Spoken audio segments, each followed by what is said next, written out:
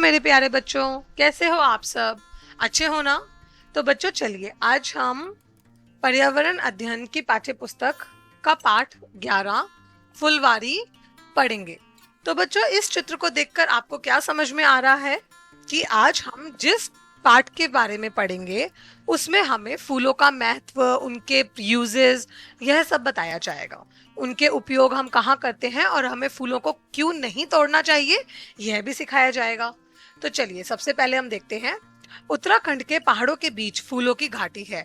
ये जो लेफ्ट में आपको चित्र दिख रहा है, यहाँ पर रेड वाला शेडेड एरिया यह दिखाया गया है उत्तराखंड का वह एरिया जहाँ पर फूलों की घाटी है, और राइट वाली पिक्चर में आपको फूलों की घाटी दिखाई गई है। आप इस चित्र को देख सकते हैं, यह है मधुबनी पेंटिंग। यह बिहार के मधुबनी जिले की एक बहुत पुरानी लोक कला है। इस पेंटिंग में इस्तेमाल किए गए रंग बेहद खास हैं। वे फूलों और पेड़ों से बने होते हैं। इस पेंटिंग में मुख्यतः आदमियों की कलाकृतियां, फूलों की, जानवरों की, पक्षियों की, इन सब की चित्र बनाए जाते हैं, और जो भी रंग यूज किए जाते हैं वे सब प्राकृतिक होते हैं, जैसे हल्दी, नील, फूलों से, पेड़ों के पत्तों से, इस तरह के रंग इस पेंटिंग में प्रयोग किए जाते हैं।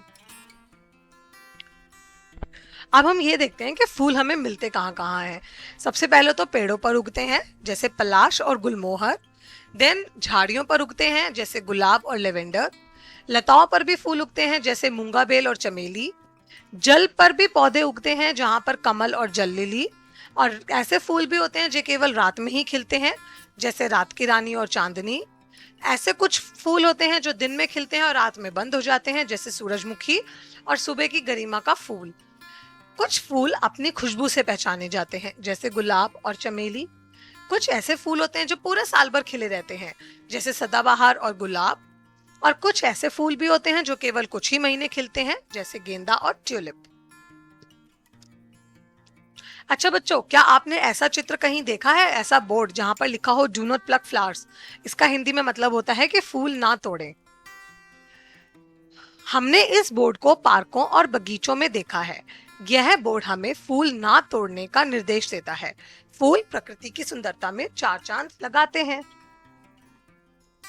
अब इस चित्र में आप क्या देख सकते हैं? इस चित्र में दो फूल हैं और दो उनकी कलियां हैं। तो बच्चों, फूल और कलियों में फर्क होता है, तो हम देखते हैं कि फूल और कली में क्या फर्क होता है। यह चित्र एक फूल के साथ साथ उसकी कली को भी दर्शाता है। इस कली से ही फूल बनता है। कली खिलकर फूल बन जाती है। जब कली खुलती है उसमें से फूल की पंखुड़ियां निकलती हैं और वो एक पूरा बड़ा फूल बन जाता है। अब हम देखते हैं फूलों के विभिन्न उपयोग। कुछ फूलों को हम खाते हैं जैसे कचनार के फूल, केले के फूल और सहजन के फूल। कुछ फूलों से दवाएं बनती हैं जैसे गुलाब का फूल और सूरजमुखी। कुछ फूलों से रंग बनते हैं जैसे गेंदे का फूल, ज़ेनिया का फूल और गुड़हल का फूल। कुछ फूलों से इत्र भी बनाया जाता है जैसे गुलाब का फूल, चमेली का फूल, लिली का फूल।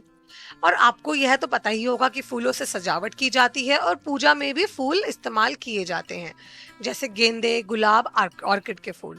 अब एक बहुत इंपॉर्टेंट जानकारी, उत्तर प्रदेश का कन्नौज जिला इत्र के लिए बहुत ही ज्यादा मशहूर है।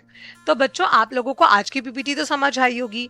कमेंट्स बॉक्स में आप अपने पसंदीदा कोई भी दो फूलों के नाम जरूर लिखिए, और साथ ही आप अपने आसपास के बच्चों को फूल ना तोड़ने के लिए भी जरूर प्रेरित करें।